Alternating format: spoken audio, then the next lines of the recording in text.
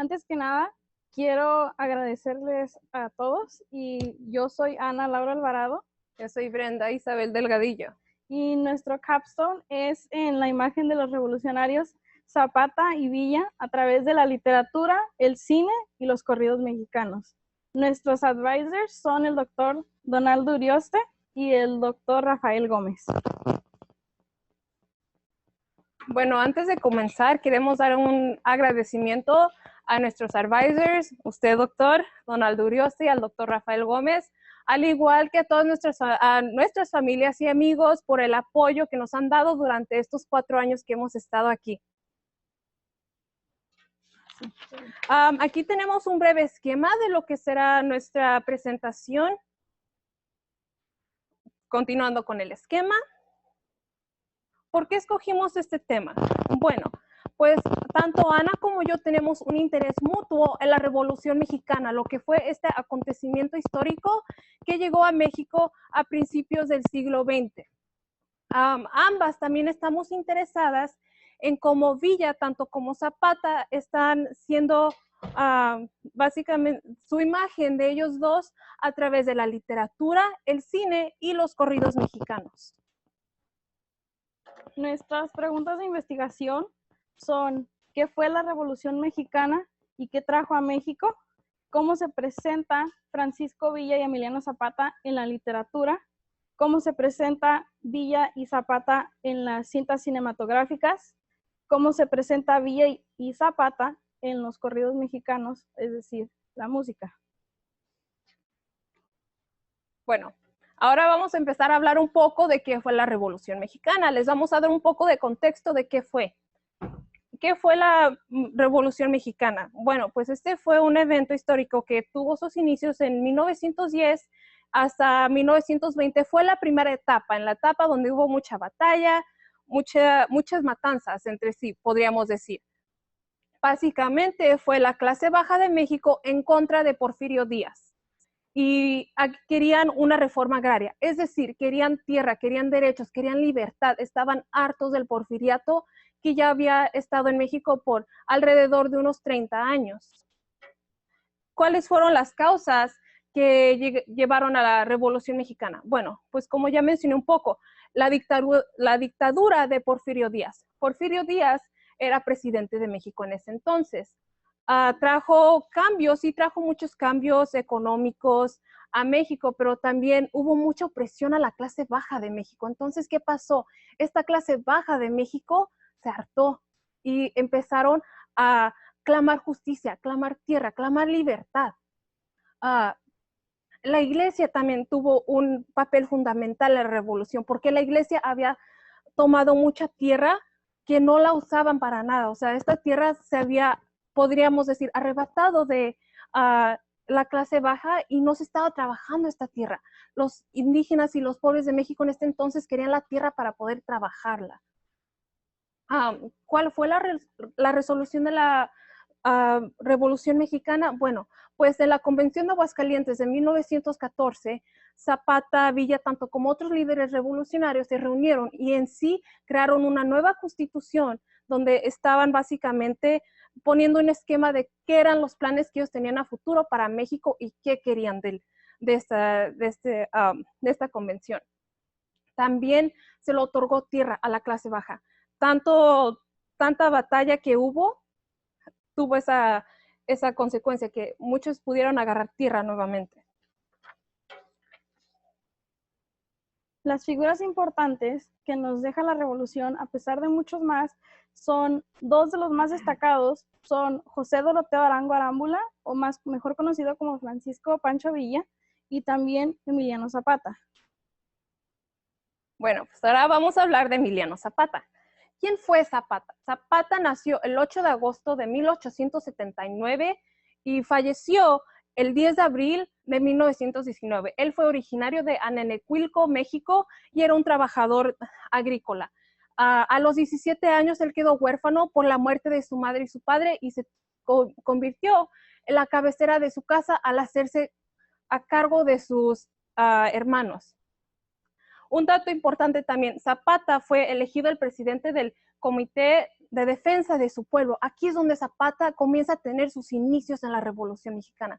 Esto fue un evento clave. Zapata y la Revolución Mexicana. Bueno, ¿cuándo Zapata se empezó a involucrar en la revolución? En el año 1910, después de las elecciones que Francisco Madero perdió contra el antiguo presidente de México, Porfirio Díaz.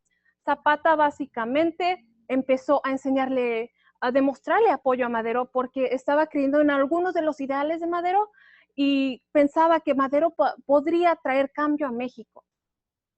Después de eso, Zapata y Madero se reunieron para compartir algunas de las ideas o metas que ellos tenían. Pero desafortunadamente hubo una diferencia de ideas y lo cual hizo que Zapata le retirara el apoyo a Madero. ¿Dónde se involucró Zapata? ¿En qué partes de México? Es más decir, en Morelos, en Cuernavaca, en la Ciudad de México y en Aguascalientes. Emiliano Zapata y sus contribuciones a la revolución. Bueno, pues, ¿qué hizo? Una de sus contribuciones más importantes fue el Plan de Ayala, que fue escrito el 28 de noviembre de 1911. Un dato importante, Zapata no sabía leer y escribir, así que con la ayuda de Otilio Montaño escribió este Plan de Ayala. Básicamente, aquí en el Plan de Ayala, Zapata estaba diciendo que él pensaba que Madero no era apto para la presidencia mexicana y estaba pidiendo ciertas cosas para la clase baja de México. También en la Revolución, Zapata en cierto punto salió con Francisco Villa porque ambos tenían pensamientos y metas similares. Así que durante un tiempo en la Revolución Mexicana, estos dos íconos sí trabajaron juntos. También básicamente luchó por los derechos de la clase baja de México. Por el mismo hecho de que Zapata también era parte de la clase baja de México, él entendía estos problemas que la clase baja estaba teniendo. ¿Por qué fue importante? Uno de los dichos más importantes de Zapata, tierra y libertad, land and liberty. Básicamente esta era la meta de Zapata, la razón por la cual él se involucró en la revolución. Él también estaba básicamente cuidando a la clase baja, sus derechos para que no estuvieran siendo abusados. También Zapata no tenía miedo y expresó claramente su desacuerdo con el gobierno mexicano y las leyes que ellos tenían en sí durante ese tiempo. Y también finalmente luchó para mejorar el estado en general de México hasta su muerte. Bueno, pues ahora sí ya vamos a analizar un poco la imagen de Zapata. Comencemos con la literatura.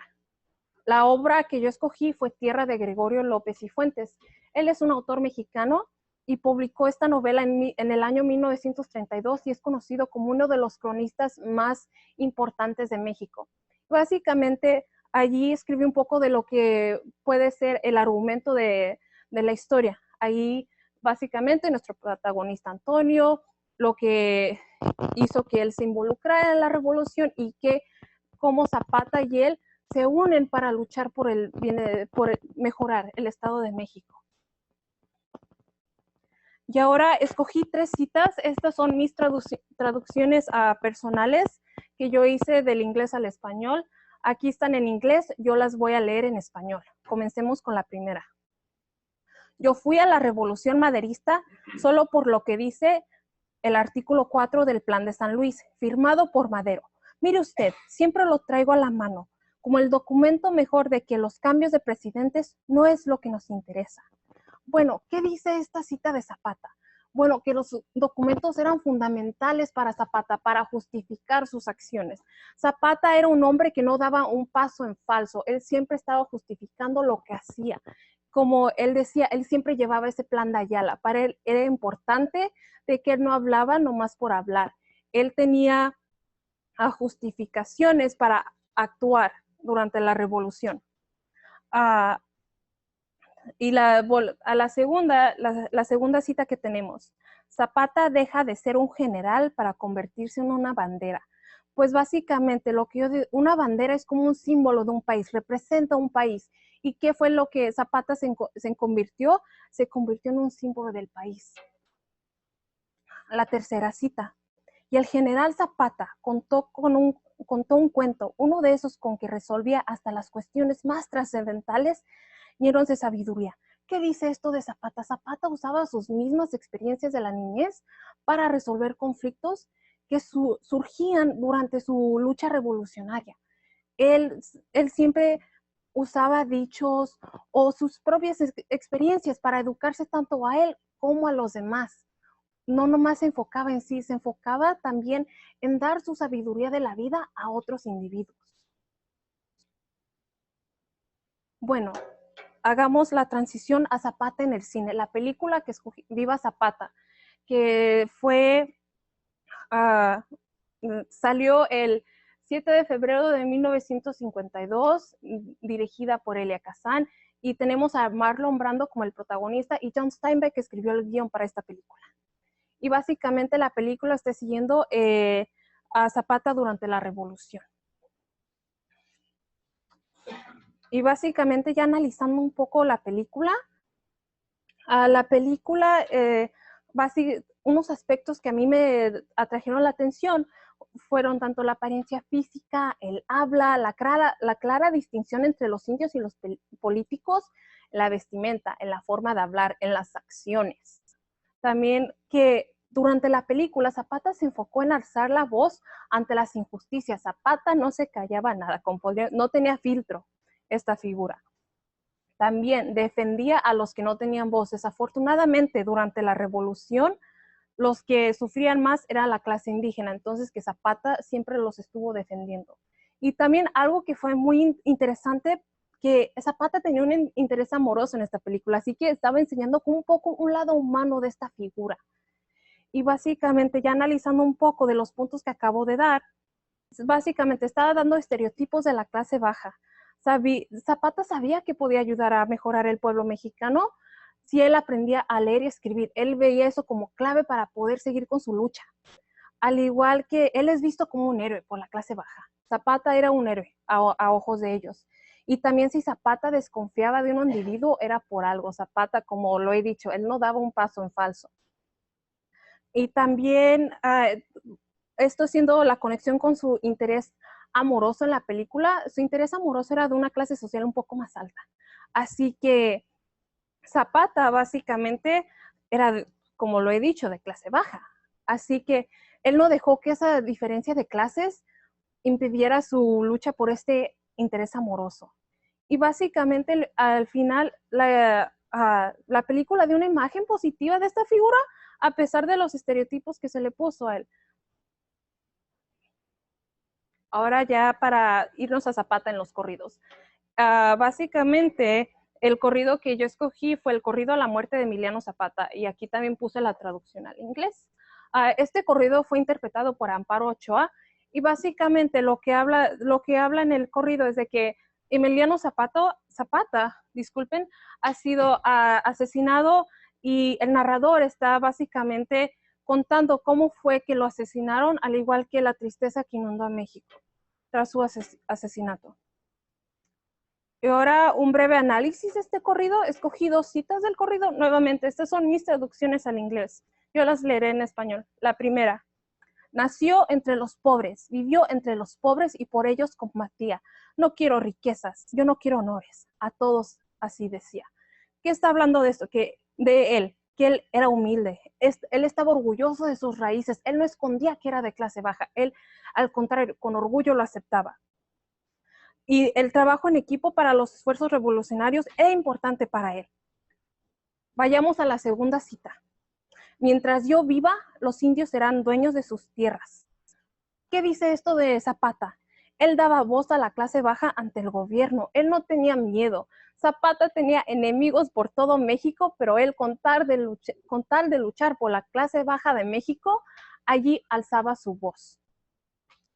También el hecho de que él no tenía interés en poder y riquezas, habla de una inteligencia de esta figura, pero que también se mantenía muy en la tierra, podríamos decir, que no se dejaba llevar por esa ambición de poder o riquezas. Él siempre se mantuvo firme en su persona. Bueno, y ahora para dar un breve resumen de lo que fue la imagen de Zapata, En general, en el libro, la película y el corrido que yo analicé era una imagen positiva, pero cabe mencionar que pueden haber corridos, películas, tanto como libros, que puedan darnos un poco de la otra cara de la moneda, de que Zapata a lo mejor sí mató a muchas personas, pero nuevamente, para México era un héroe. Bueno, ya continuemos con la siguiente figura, importante también, se llama José Doroteo Arango Arámbula, como antes mencionado. Algo breve sobre él es que él nació en Durango el 5 de junio de 1878, en Durango, México. Él perteneció a la clase baja, era un campesino, trabajaba en las tierras con su papá y a muy temprana edad, como a los 15, 16 años, él se convirtió en cabeza de su casa también porque su papá lamentablemente falleció. Entonces, él se queda a cargo de su mamá y de sus dos hermanas. El primer asesinato se llevó cuando tenía aproximadamente 17 años. Él asesinó a un hombre porque violaron a su hermana y su hermana por consecuencia se quitó la vida. Entonces, lleno de coraje, obviamente uno pues tiene tanto coraje, entonces él hizo el asesinato de este hombre. Después de esto, él se fuga hacia el norte. Al norte de México se pasa aproximadamente 6 años de su vida como bandido y fugitivo de la ley. Se la pasa en la sierra con otros fugitivos también de la ley. Llegando a Chihuahua es cuando se convierte en Francisco Pancho Villa. Él se cambia el nombre porque decide no más ser un fugitivo de la ley, ya quiere empezar de nuevo, entonces dice, bueno, me cambio el nombre.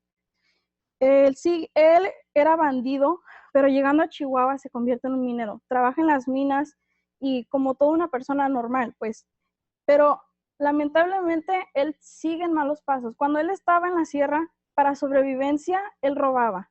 Entonces, pues, no teniendo recursos, no teniendo trabajo, la única opción era robar. Entonces, él robaba y cuando él robaba, no solamente robaba para él, sino que también lo compartía con los demás que estaba él. Como fugitivo de la ley, él robaba, vamos a decir, a los ricos, le robaba joyas, entonces él iba, lo cambiaba por dinero, compraba comida. Con esa comida, él le daba de comer a toda su gente que estaba allí con él. Después, él entra a la Revolución Mexicana.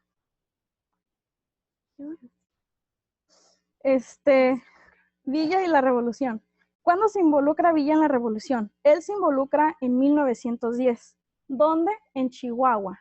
Se involucra en Chihuahua, México, que está al norte de México. ¿Cómo se involucra? Se une a fuerzas con Francisco Madero. Y él también, después de tener tiempo trabajando con Madero en la Revolución, él tiene la capacidad de formar su propio ejército. Este ejército se le llama la División del Norte.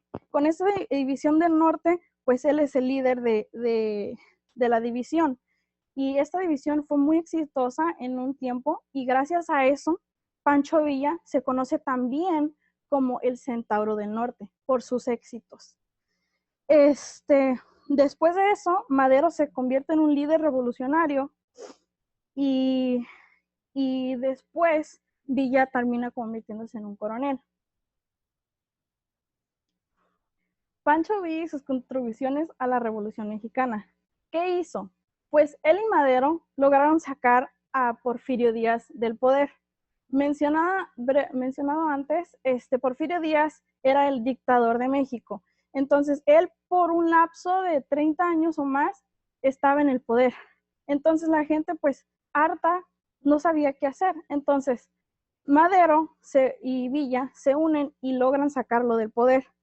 Esto convierte a Madero presidente de México. Él se convierte en el 33 presidente de México. Después, Villa se convierte en coronel, es decir, la mano derecha de Madero.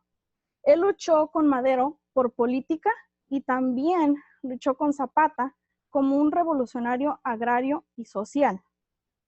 ¿Por qué es importante Villa? Bueno, pues él es importante porque siempre quiso ayudar a la gente. Aunque él estuviera en poder o no, siempre su meta fue ayudar a la gente. Por ejemplo, cuando él estaba en la sierra, él ayudó a la gente cuando estaba robando y les daba de comer. También él, estando en poder, él ayudó a la gente por querer educarlos. Su punto era la educación. Él no quería más la pobreza tampoco. Estaba harto. Entonces, también es importante porque pudieron sacar, como ya mencionado, a Porfirio Díaz del poder. Esto es algo muy importante porque no cualquiera tiene la capacidad de hacer tal cosa. Él no le tenía miedo a enfrentarse a las injusticias. Y si él lo tenía que hacer solo, pues no le importaba. Él no quería ni poder ni dinero. Voy a analizar la imagen de Francisco Villa también en la literatura, en los corridos y en el cine. Y en esto vamos a ver si le da una imagen positiva o negativa. Empezamos con la literatura. El libro que yo analicé se llama El águila y la serpiente. Este es escrito por Martín Luis Guzmán. Fue publicado el año 1991.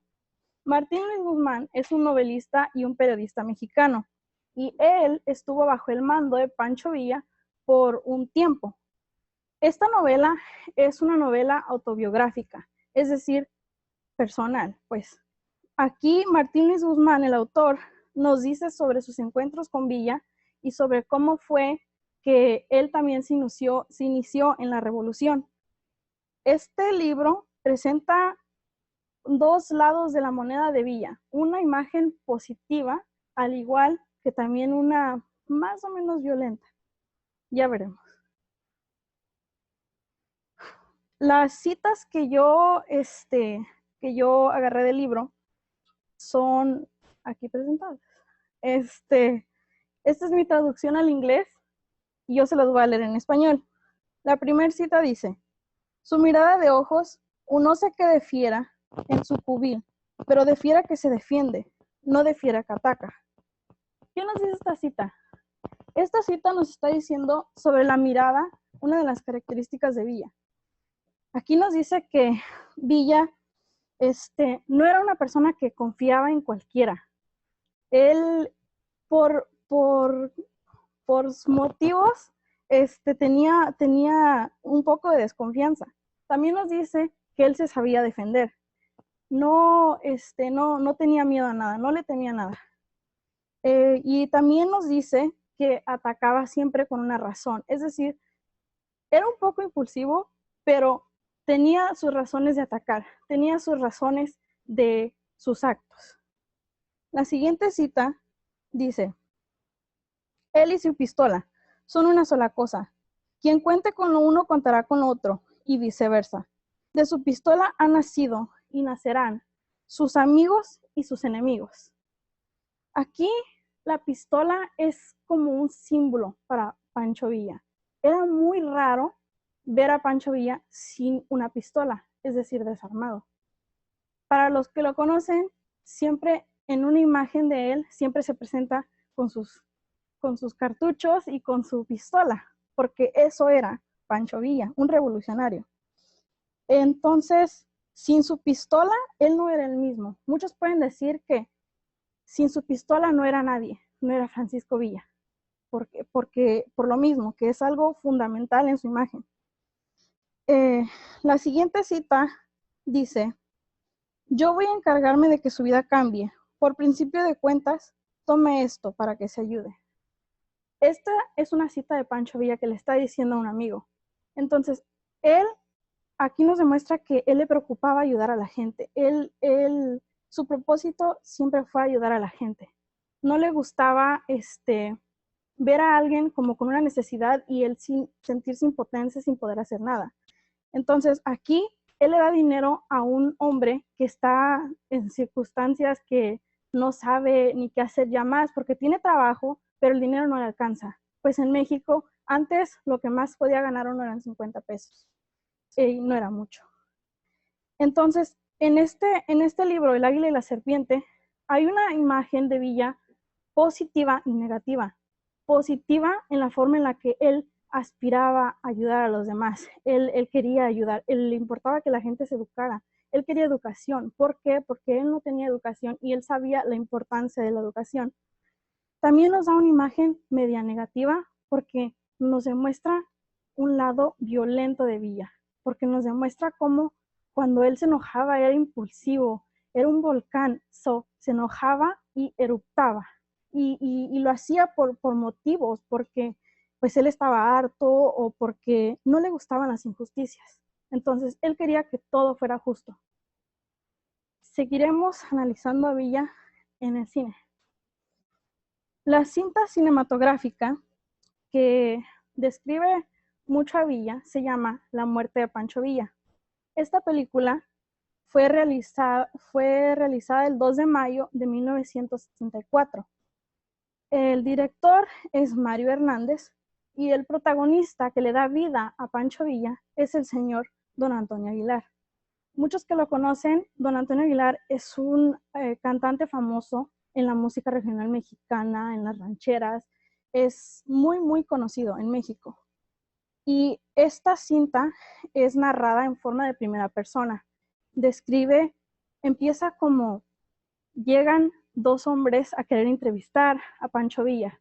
Ya ha pasado la revolución, se ha acabado, y llegan a entrevistar a Villa sobre la revolución, sobre sus acontecimientos. Y en esta misma película vemos sus acontecimientos que él nos describe que ha hecho a la revolución, nos describe sus éxitos al igual que sus fracasos, y se termina con la lamentable muerte de Villa. El análisis de esta cinta es que Villa se presenta de una manera positiva también, porque, como mencionado antes, él siempre quería ayudar. En esta película, su apariencia física es de un hombre que ha sido un revolucionario, porque en veces en la cinta él aparece bien vestido con su traje, su sombrero y sus zapatos de vestir. En otras ocasiones él aparece vestido normalmente con sus pantalones de mezclilla, con una camisa, un zarape y su sombrero. El sombrero es otra cosa que nunca le faltaba a Villa. Si no era el sombrero, era la gorra de general, pero siempre tenía algo en la cabeza. Él era mujeriego. Es increíble el número de veces que Villa se casó. Se casó aproximadamente 27 veces. Entonces, le gustaba la vida. Y a pesar de que se casó, también tuvo hijos. Y no uno, tuvo varios hijos con bastantes mujeres. Y esto es algo que también lo describe a él porque, wow, fue mujeriego. Pero algo clave es que aunque él fuera mujeriego, nunca se miró como violencia hacia sus mujeres. Siempre bien cariñoso con todas, con todas. Con sus hijos no se diga. O sea, quería que sus hijos siempre tuvieran lo mejor. Es decir, lo mejor para él fue educación. No fue la mejor ropa, no fue la mejor, como pues obviamente no había celulares, pero no fue como cosas materiales, sino quería lo mejor en términos de educación, en que llegaran a ser alguien en la vida, porque él no tuvo educación y él siempre la quiso. Él era fiel a sus amigos, muy, muy fiel, especialmente con Francisco Madero, porque Francisco Madero y él llegaron a ser grandes íconos de la Revolución Mexicana, porque Francisco Madero inició la revolución, pero Francisco Villa, al unirse con él, llegan a establecer un lazo de amistad bastante grande, porque siempre los dos estaban juntos, uno se ayudaba al otro y se decían compadres, pues. Y él siempre fue su fiel amigo a Madero, porque cuando mataron a Madero, él vengó su muerte. Entonces, aquí nos demuestra la lealtad de un amigo. Él siempre quería honestidad. Para Villa, no había cosa más valiosa en el mundo que la honestidad, que la lealtad, porque así como él era fiel con sus amigos, así él mismo quería que le fueran fiel a él y que le fueran honesto a él. Él se educó, aunque él no tuvo la oportunidad de ir a la escuela y sus padres no le pudieron dar ese beneficio de ir a la escuela, él solo se educó. Él solo empezó a leer, empezó a escribir. Él antes no sabía eso y él solo se educó cuando él estaba en la cárcel.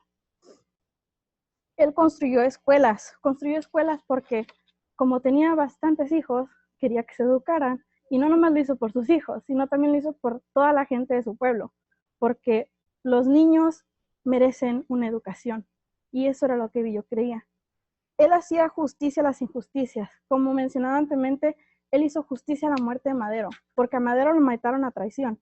Entonces, como a él no le gustaban las traiciones, él hizo justicia para él. Él no ambicionaba ni el dinero ni el poder, porque él llegó a estar en el poder y llegó a estar con mucho dinero, pero nunca se aprovechó de ello, nunca tomó más de lo que necesitaba, nunca estaba presumiendo estar con los mejores carros o con la mejor ropa. Él no le importaba la opinión de los políticos. Si él creía que esto no estaba bien, él se iba con eso y si no le parecía a la demás gente, no le importaba. Él fue traicionado varias veces por sus mejores soldados. Por eso mismo él no confiaba en cualquier persona. Entonces, eso es algo que también lo describe él. No sabía de miedos, no tenía miedo a nada y luchó mucho por la causa de los pobres. Y la causa de los pobres para él era la causa justa. Continuamos con los corridos mexicanos. Un corrido famoso de Villa se llama Corrido a la muerte de Pancho Villa. El autor del corrido se desconoce. Este corrido se encuentra en el libro Corrido Popular Mexicano. El autor de este libro es Álvaro Custodio. Este libro fue publicado en 1975. El argumento del corrido habla de la vida de Villa y habla también de su muerte. Introduce su muerte, pero habla de su vida después y después termina con su muerte. Él describe cómo fue, describe cómo con él no se jugaba y expresa cómo hace falta Villa en México. El análisis de este corrido, tengo tres citas de las cuales yo traducí al inglés, pero se las leeré en español. La primera cita dice: siempre peleaba en justicia, no ambicionaba la silla y regocijaba el alma el nombre de Pancho Villa. ¿Qué nos dice esta cita? Nos dice que él peleó por la causa de los pobres.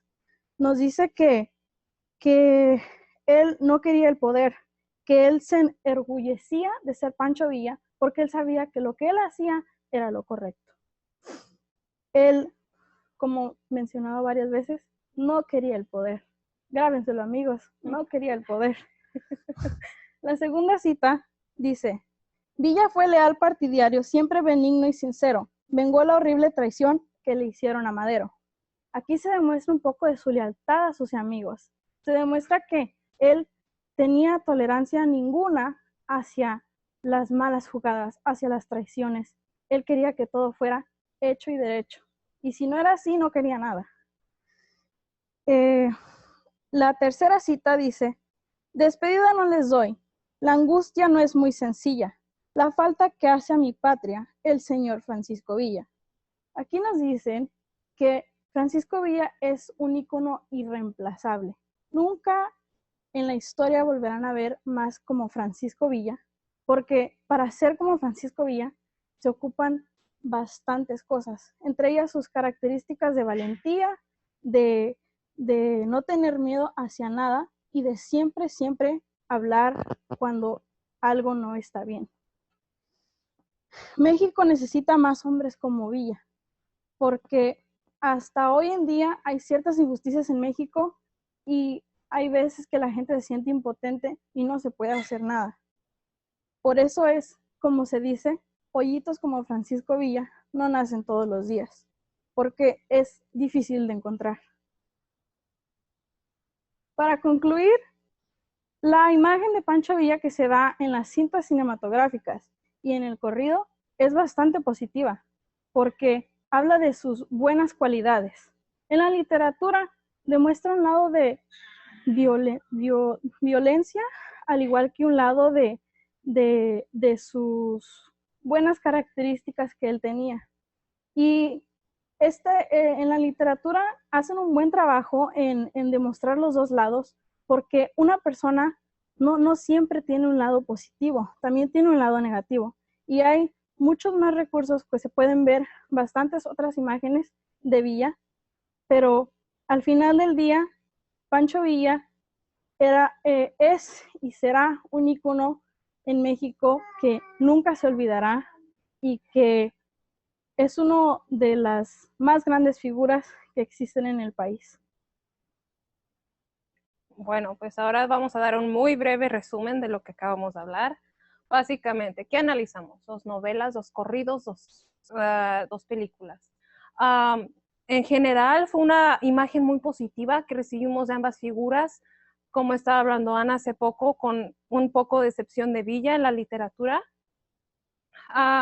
Quizá para futuras investigaciones analizar aún más, más novelas, películas, corridos para ver qué imagen podemos derribar de tales novelas, corridos y películas. Pero es importante mencionar que ambas figuras sí mataron a mucha gente.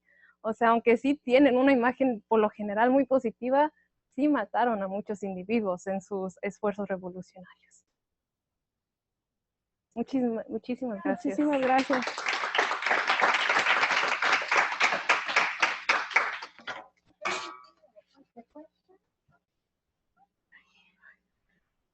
From your perspective, what's more important, Zapata and Villa, the historical figure, or Zapata and Villa, the mythical figure created by literature? Can you repeat it, please? Sure. From your perspective, what is more important? What you understand better Villa through reading the historical part of both biographies, or do you understand him better through literature, film, art? Oh, okay. I got it this time. Okay, so do you want me to start, Anna? Yeah, I'll start. Yes. Alrighty. So I'm going to speak more on the Zapata perspective, if that's fine, because that's the figure that I focused on. I think both did an excellent job. Like the historical context, does give me the very good basis and foundation to understand how this figure was, as a human being, as a revolutionary hero. But I did appreciate that the literature, the corridos, and the film only added more knowledge. It just basically gave me more of a well-rounded picture of who this individual was.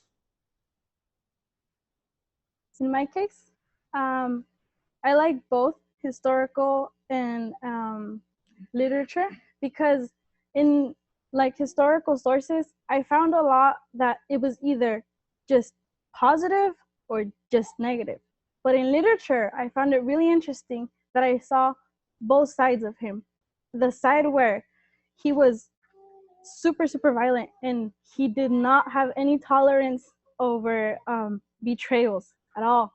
But I also like the fact that I saw how he was like a loyal friend. He was always there for the people. He wanted the best for the people, and he fought for them too. So I really like both as well. I think they're both important. Desde su perspectiva, ya después de haber analizado los íconos estos revolucionarios, ¿ustedes creen que son héroes? Reply in English or Spanish? Do I say the question in English? So in your perspective, after analyzing the revolutionary icon, do you think, or in your opinion, do you think they're heroes? Okay, so I can go at it first. I was born in Mexico, so I don't know if this is me having a little bit of bias in my response. Basically in Mexico, how the culture and everything, the knowledge that I have gained being over there through family. I've even gone to school with my cousins at times. So basically, I do think, I personally do think that he's a hero. But yeah, he did murder people. Yeah, we have to accept that he did. But I think that if he didn't take the courage to stand up for the working class of Mexico, who would have? We don't know if Mexico would have been able to progress if it wasn't for the courage of both Zapata and Villa. In my opinion, for Villa, I was not born in Mexico. I was born here. So from my knowledge, I think that he was both. I can't say just hero or villain, because if you put yourself in, like, for example, if you want to see him as a villain, let's think ourselves of the upper class. He stole from you, you know? He stole from you to help his other people. So that's your hard work. So it's kind of like, hey, come on, don't steal from me. But he was also seen as a hero because he wanted education. And I think that's really, really important, because like education is extremely important. And for kids as well, like he didn't have that opportunity to get educated. So he wanted everybody else to get educated.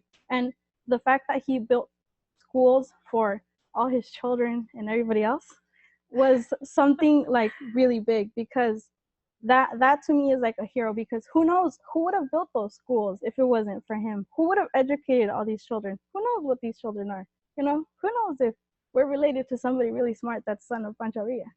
So I think he was seen as both hero and a villain.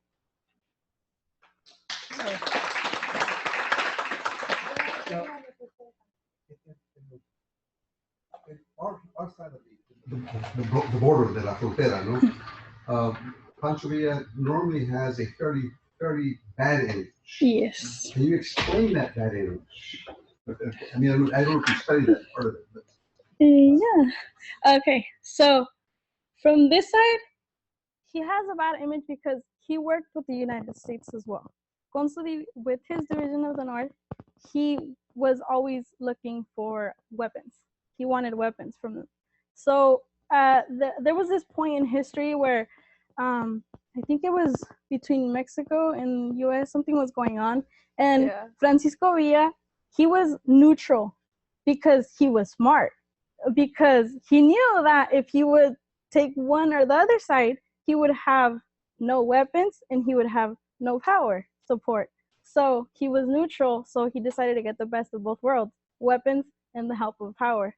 So from here, he is seen a little bit of a villain or a little bad image, and also because he stole from the upper class. So yeah.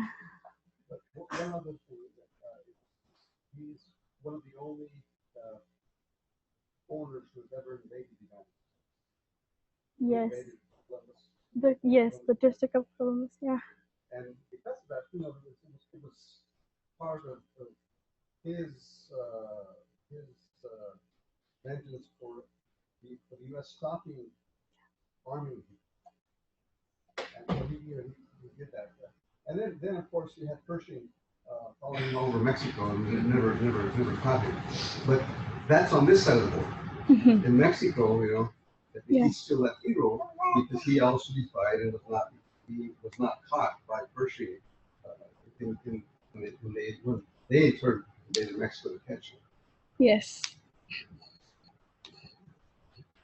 In all your research, what would you say surprised you the most?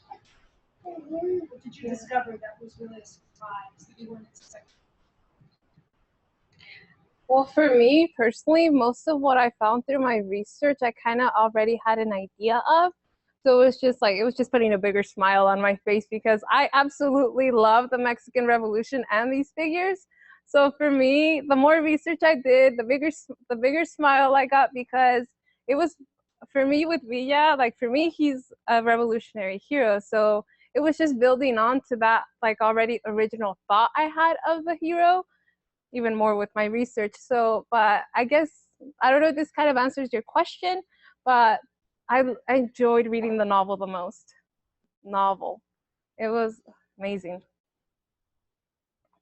To me, it was surprising to find out of at his early life, Villa took the life of another individual, because his sister was raped and his sister took her life away.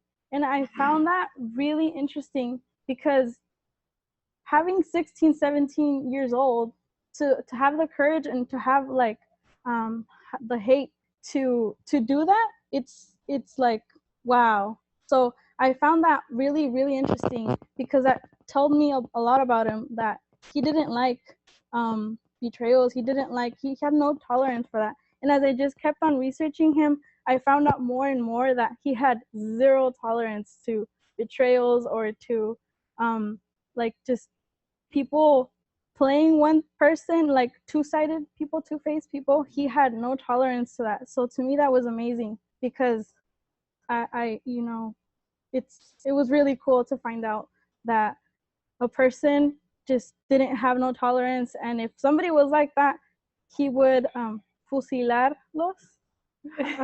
He would say, like, recuerda que yo fusilo, yo soy Pancho Villa, yo fusilo. So saying, like, I'll kill you if you do this to me. I really will. And he did. Okay, well, thank you very much.